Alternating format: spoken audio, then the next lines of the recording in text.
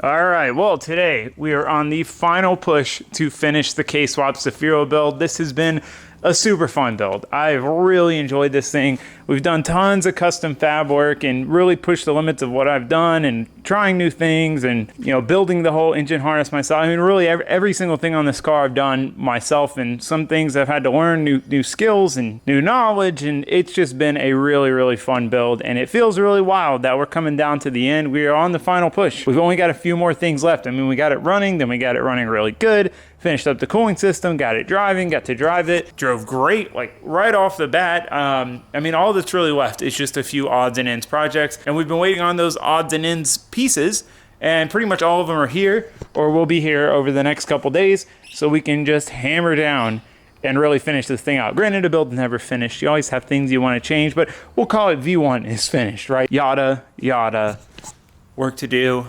Things are here to do it. Feels good, man. So I'm gonna quit jibber jabbering about it and we are gonna dive in. So I think I wanna start with putting the front end back on. We kind of need it on to figure out where we're gonna run our oil lines. And I know if I get caught up in all the mechanicals, I won't get it done. And I really wanna see this thing completed with the front end on it to get the parts and pieces and start reassembling.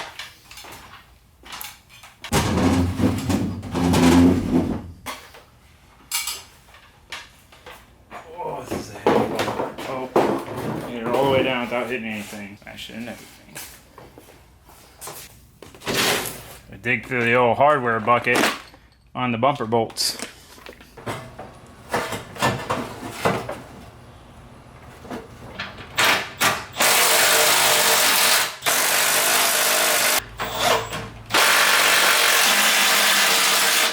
Alright, bumper's on. Looks so much better with a bumper on it. Can't wait to see it with the headlights back in and the grill. Oh no. Where I bolted my ducting to is where the headlight needs to go. Well, that's a bit of a dilemma. So yeah, slight dilemma. The rib nuts, for those that are in the way of the thing coming in, even if we take these off and cut them off. So I think I'm just gonna have to try to drill out that rib nut. This is building cars. I mean, I was surprised that nothing else, you know, had become an issue. You know, when you build a car with all these pieces missing, sometimes things come into play. All right, well, problem solved. Drilled the rib nuts out and then just bolted them in from the side. So we got those bolted back in. Bada boom, bada bing. Now we're gonna put the headlights in, put the front bumper on. Everything we were gonna do a minute ago, but couldn't do because that stuff was in the way. All right, let's see if the headlights in. Yeah, look at that.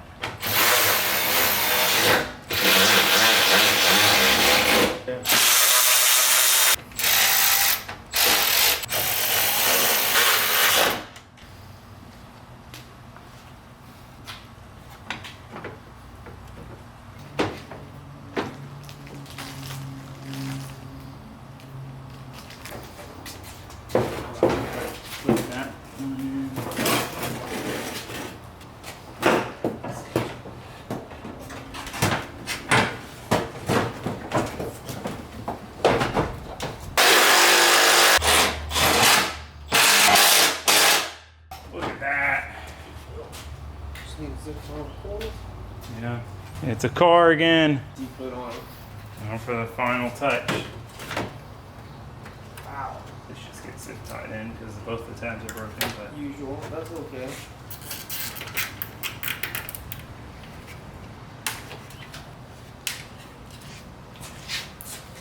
ta-da! Oh, it feels good to see this thing looking like a freaking car again. Look at that, dude. That is so cool. The engine looks so much further back with the front end on it, you know, because the front end used to end here. And I mean, it looked pretty far back, but now you're like, is that a freaking mid-engine? Not really, but dude, that is sick. And you can see down in here to the filter, the plate, the oil cooler. So it'll get air from here and air from down here. So satisfying, nothing past the front core support. Whew. All right, well, we got the front bumper, front end fully bolted up. The other wheels and tires I had, they're 9s with a 265 because they're like scrubs off the rear from this car. So anyway, you wouldn't normally run a 265 in the front. They're way too big. They're gonna hit the fenders or the bumper. So we took the 17s off the RX-7, but those wheels on the RX-7, the RX-7 is just steady getting parts stolen from it. Put them on here for now. I've still got to get wheels for this car. These are just temporary rollers, but these will work for driving it around for now. And then made sure the power steering fittings fit. So I've got some 120-degree fittings, so it should allow us to kind of tuck it this way, keep it up above the bottom here. Obviously that's important. Come across, duck in through here, and then pop up at the power steering pump. This is exciting. Hopefully it all pans out. All right, so we have these Earl's power steering fittings with power steering lines. So this is specific power steering stuff. These are like steel fittings. Return side, we're just gonna use, oh man, I just made a mess. We're just gonna use 3/8 push lock because it's low pressure. And because wherever I'm going to something where it's a barb, I just use push lock. All right, got our fitting on. Twist counterclockwise and like thread it on. These things are gnarly. They're not even swivel. Just so they can handle the pressure of power steering fluid. So we're gonna throw this in, mark where we need to cut it, put the other end on. Inside the motor mount? Yeah.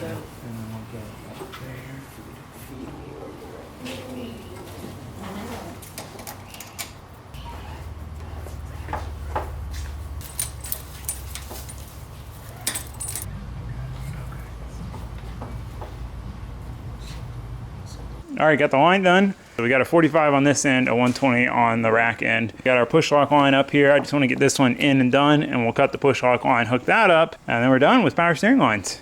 Easy enough.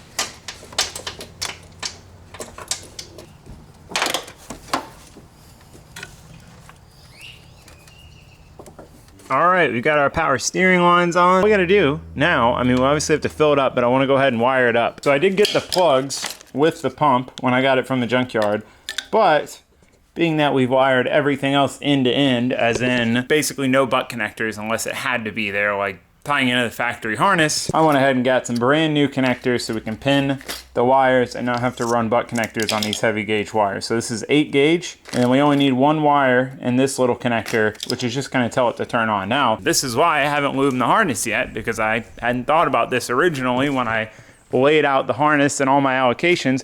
We need to use an output from the ECU to turn the pump on, and the reason being, we don't want the pump to come on with key on, because then when you're trying to start the engine, the pump's running, drawing a lot of current, or if you're sitting there with the key on, messing with the tune or the laptop or doing something, pump's running. I don't want that. So I can set it up in the ECU, the Haltech software, which by the way is amazing to use. Their software is incredibly intuitive.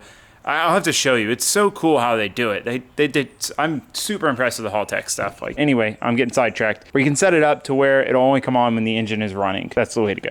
So yes, enough jibber jabbering. Let's start wiring up. All right, we got our connector connected to our full length of wire.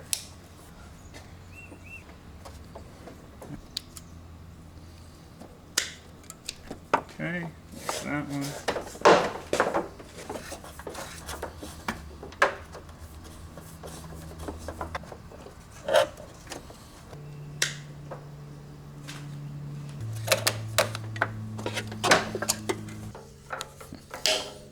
All right, here's our new power steering power harness. Round, power. Let's get it back in and routed.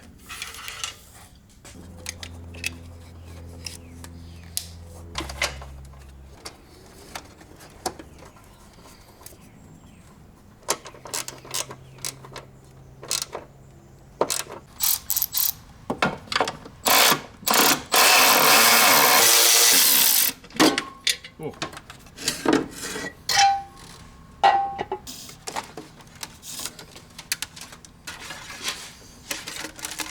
Before I make sure it works, I want to fill it with fluid. This takes this special, which I did not use when I put this same system in the RX-7. I just used ATF on that, but I mean, it seems to work fine in the RX-7, but I figured we'd put the correct stuff in here. Hoping I can get away with one of these and I can flush the RX-7 system and put this in. I bought 2 just to make sure I have enough. All right, let's try this.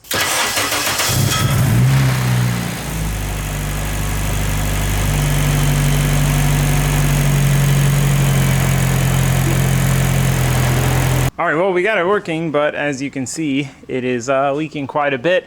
Unfortunately, I was worried about this. The fitting I got It basically has a little tiny O-ring at the end of it. On these racks, they need to be super long. So basically what happens is the fitting bottoms out before the O-ring seals on the inside. So I need to get another fitting and set all that up and we should be good. But otherwise it works. It doesn't come on until it runs and whatever, but we just got a gnarly leak from our pressure fitting. So from our pressure side. So at least everything's done, everything's routed, the wiring's done, and it all works. It's just that. So get the right fitting, we'll put it in, and we'll go from there. But anyway, moving on. Next thing, very exciting. The last real piece of the puzzle here is our oil filter relocation. So the original one I wanted to get was back ordered. So I decided to switch to this one, which I think will work better for where I want to mount it, and it has an 8th MPT port. So we can put a oil temp sensor in here. We got to determine exactly where we want to mount this, get this mounted, then we can build our lines to and from it and the cooler and finally be done with the oil line situation and get rid of our temporary filter housing that is for the RX-7. And I do think this might actually be our rattle.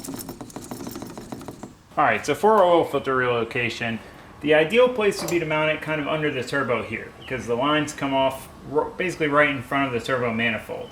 However, there is really just no room to put it down there, and especially not to get lines in and out of it. One, we could put it over here in this corner, kind of mount it at an angle here, but then we got to run a line all the way over here, and then all the way back around to the oil cooler, or convert to a single pass oil cooler and come down into the cooler, out, and back around. So make like one big loop.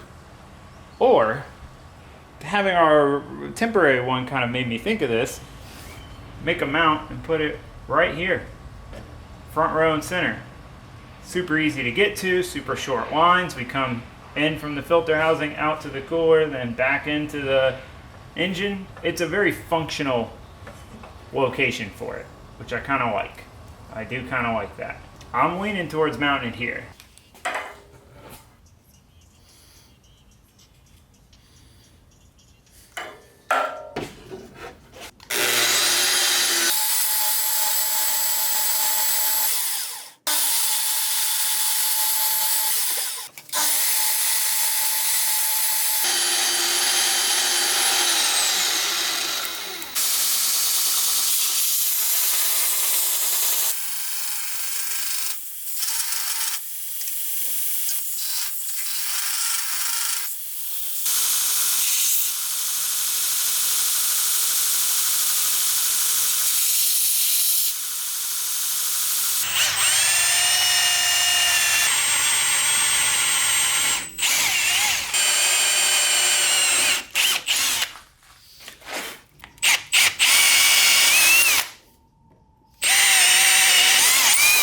All right, we got our little bolt-on aluminum block, got it threaded. So we're gonna weld this directly to the intercooler. So we need to go clean it first, then mark it, pull the intercooler out, weld this Johnny on, put it all back together, and hopefully we have an oil cooler or an oil filter mount and we can plumb to it.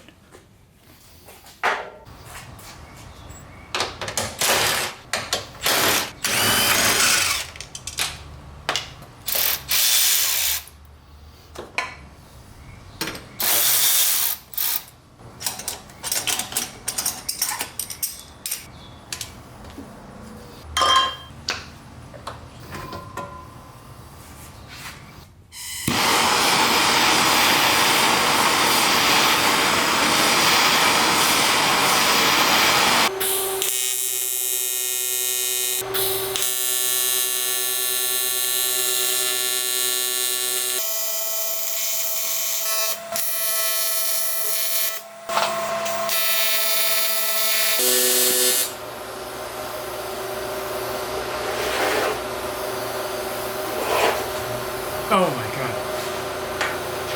I have a compilation of you scaring me.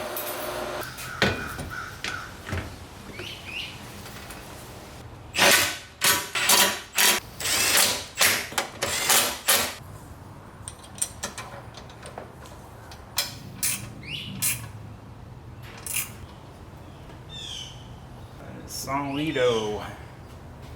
Alright, sweet. Now with that finally mounted, we can start making our new lines. Well, let me put this stuff back on first.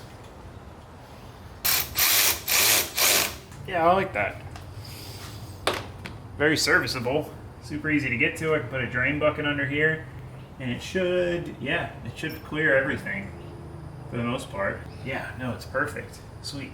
All right, I got the filter swapped over to this filter housing. So that one's just draining, so hopefully when we take those lines off, it's not too much of a dilemma. Don't fall. I'm thinking a 45, a 90 off the engine, 45 in, and 45 out. Gonna go down there, over into the oil cooler. All right, finally, this one has its permanent filter and housing, and we gave the poor RX-7 back its parts, so now I can actually run it, start it.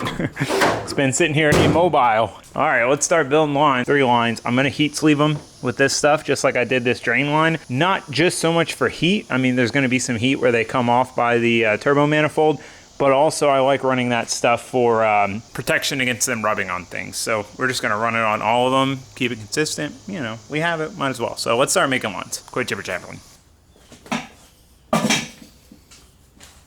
Telling you this, Earl's assembly lube is the truth. Plus these Mr. Gasket Co. lines and fittings, they're like super budget. And they go together nicer than any other lines I've ever put together. It's pretty wild. Normally I dread making AN lines, but these, piece of cake. They're just sized just right, where you don't have to struggle super hard to get this guy on. See? Boom, that's on. Put a little Earl here. Get it? Earl? It's not actually oil though.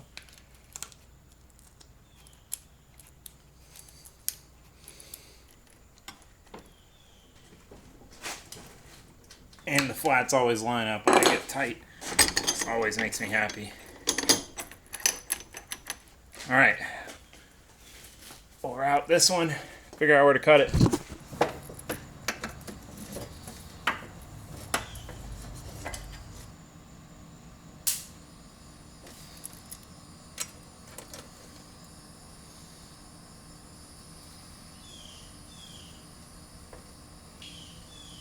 Don't let me forget to put the heat sleeve on. Can't put it on once the fitting's on.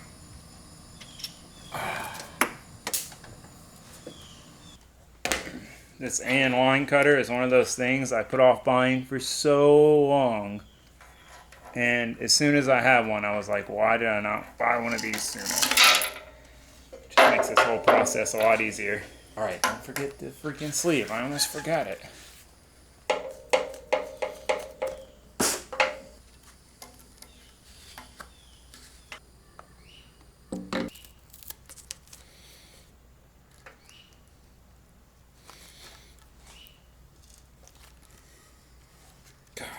I can't get over how easy these lines and fittings go together. Freaking effortless.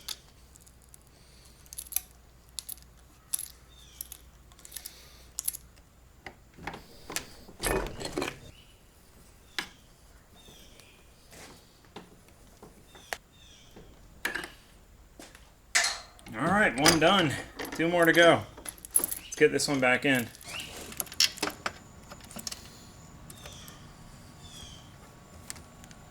Alright, that's one done. I just got to do that 2 more times.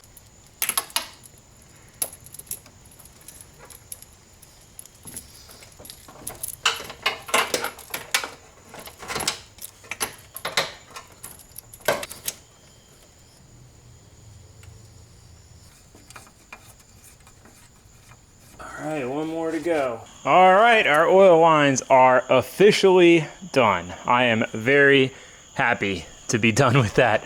I hated having that temporary housing in here. It drove me nuts. Yeah, enough jibber jabber. I'm gonna call it a night. We'll pick this up in the morning. All right, I primed the system, added some oil, got her fired up. So just letting it run, let everything cycle, checking for leaks, making sure we're getting temp in the oil cooler. But so far so good, no leaks. I love this setup. I just love having it right there. I don't know why I like it so much, but I do. It is interesting to see the pressure drop in oil cooler adds. We dropped about 10 PSI at idle. just by adding an oil cooler, especially a dual pass one, but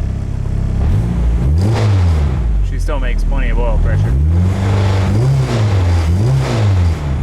All right, well, we are completely done with lines and fittings aside from our catch can lines that we need to make. But I've got some stuff coming to do that to set up the valve cover stuff. So once that gets here, we can knock out those catch can lines and we are freaking done and dusted with lines that has been such a big part of this project. All the coolant lines, oil lines, turbo feed oil lines, a lot of lines, a lot of fittings. Aside from 4 straight fittings, finally put our excess fittings to rest. You might say that looks like a lot of fittings left over, but we did use a ton. I like to have a little bit extra of each odd and in size, because there's a lot of times where I'm like, oh yeah, 45 is going to be perfect there, and it turns out I need a 90, or I can't fit the oil filter housing there. I got to put it over here. Now I need a 120. So instead of getting stranded and waiting to get that fitting in, waiting another week or so, I have a little bit extra of everything to make just about anything work the way I want to do it. But the point is, I left all this out here because I had it all organized, and we can finally put it all away.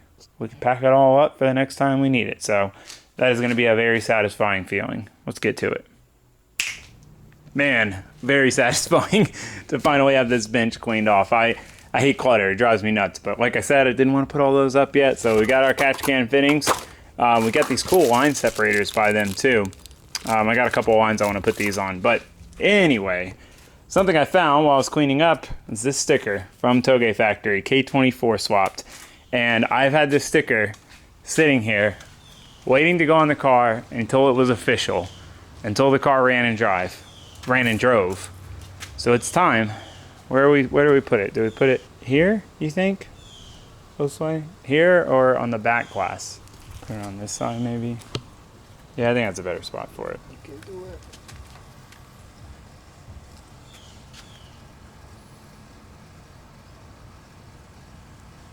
You have to put it at an angle. Yeah, it's crucial. All stickers must go at an angle. Look at that. K24 swapped. I kind of wish I didn't put it at an angle now. So where the angle would have kind of worked. Whatever. Okay, next thing we want to do, especially while host Juanito is here, one of the final touches, since we're pretty well done with working under the hood. We've got most everything done besides those catch can lines, which are going to be very easy and simple. Want to put the hood on, make it officially official. It'll be the first time the hood's been on with the front end on, the new hood. I'm excited to see it and see how everything fits under there, and yeah, so anyway, get to it.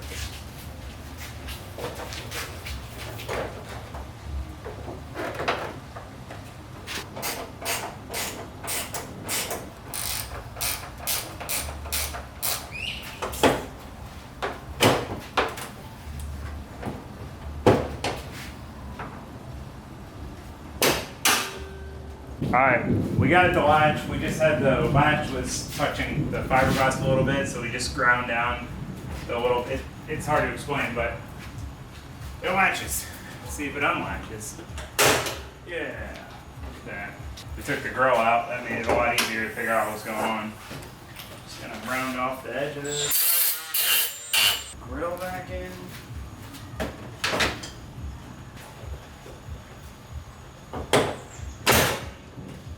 Ta-da! Hood. So that's it, official with a hood on it. You can see through the vents. The intercooler is right there. Ideally what I want to do, it's going to be pretty elaborate, but build ducting that's like attached to the hood, to the vents. So that way it'll essentially kind of draw the air out through the intercooler. And we're going to have a divider plate to kind of force the air coming in the front to go up through the intercooler. But for now, this works. That's fine-tuning, fine-tweaking stuff. But since we now have the entire front end on, the power steering done, car running and driving, oil cooler, oil filter, everything that's going to be in this car is in this car, with the exception of like a couple aluminum plates to cover up the bottom of the bell housing and the ECU mount and some wiring loom. I mean, this is pretty much as it sits what it's going to be. I mean, it's a running, driving car, right? Wheels might change a little bit, some small things, but I want to weigh it again. So we weighed it a while ago, and it was like 25 something. I think it ended up being 2630 with pretty much everything I could stack on it that was going to go in it. It was missing a few things, still had the stock seat, back and forth, yada yada. I'm hoping we come in under 2,700, which would be pretty wild because the car was 2,960 or 2,980 before with the RB in it, the steel hood, the old intercooler setup, etc. So if we dropped close to 300 pounds, it'd be pretty primo. So I'm gonna get the scales out, we'll toss it on there and see what it's like. All right, we're zeroed. You wanna do the honors, lower her down. And keep going, a little more. All right, just make sure they're off. 2760. So it's a little higher. I was really hoping for 27 even or under. Front to rear, we got 53.2% front, 46.7% rear. It's not terrible. I would definitely like it to be more rear biased than that, but I mean, that's better than my Miata. How much fuel is that Like 5 gallons. at? Yeah, true. 2759. Decent cross, 52.6%. Man, this rain is coming in sideways, boys. But I mean, that's it. That's a complete running, driving car. 2760. And that's power windows, power locks, freaking a full HVAC system. We don't have the AC compressor in there, and the reason is the way the K-Series 1 mounts, it kind of hangs off the bottom of the block, and it would be like inside the oil pan, so I'm gonna have to come up with some sort of mounting solution for that to make AC work. The goal is definitely to have AC in this car, but we've got heat and all the blower stuff works, so I mean, that's pretty wild. All right, one more finishing touch. I wanna see if this strut tower brace still fits.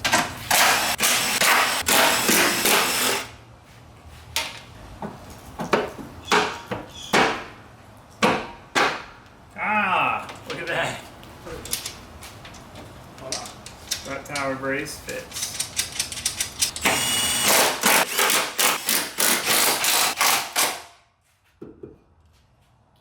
Man, it's so weird looking at the engine bay with a hood on the car. Feels good to have the hood on. I'm glad it all fits. It even fits with the strut bar, which surprisingly fits. I guess it's kind of in the way of the oil cap.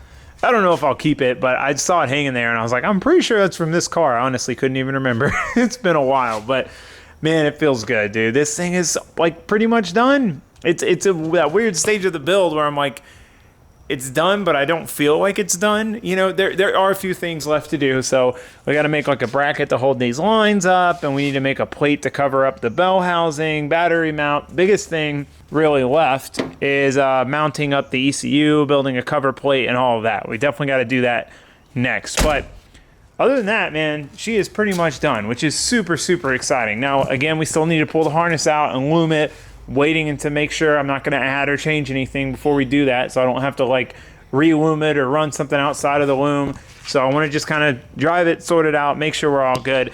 And that's kind of the plan with this car. I haven't really explained this, and a lot of people are like, why didn't you paint the bay? Well, normally I pull the engine out, I paint the bay, and then I build the car. But you're taking things in and out, you're changing things, you're cutting, you're grinding, you're fitting. By the time the car is done, the bay is like trashed. So I really want to do this car 100% right. The plan is to get it completely done, running and driving, make any changes. There's definitely going to be things I find that I'm like, I want to do this different, I want to do that different. Get all that done when I'm happy with the car mechanically, pull it out because everything's made. So now it's easy enough to just unbolt everything, pull it out, get the bay painted, get the car painted, boom, put it all back together. I'd also like to ceramic coat the exhaust, the downpipe and the manifold, and then I want to wrinkle red the valve cover. So it'll be like black, wrinkle red, black. I think that'll look really clean. So I know aesthetically it's not 100% yet, but it'll get there. But I wanted to get the mechanicals completely sorted first. So anyway, that's just kind of my game plan with it.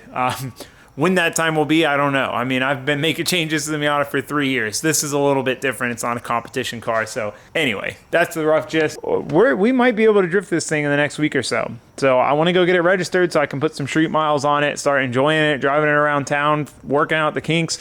And I want to take it drifting. I don't even have spares for this thing. I'm not at all prepared. The end snuck up on me, honestly. I've been so hyper-focused on getting it done that it's just like, wow, there's really not much left to do. So anyway, as you can tell, I'm excited. I love this car. I'm so excited to use it. I'm a little nervous, as you always are at the end of a build. Like, is it good? Is it gonna break? Did I think of everything? But we're gonna start putting it through its paces here soon. Couple little projects left, and it's time for the fun part. I really enjoy the building part now. Never thought I'd be that guy, but I'm gonna quit jibber jabbering. I'm gonna let you guys go work on your own projects, do whatever you gotta do. So for now, that's gonna be it. I hope to see you guys next time, but for now, that's it. Thanks for watching. Thanks for subscribing. Goodbye.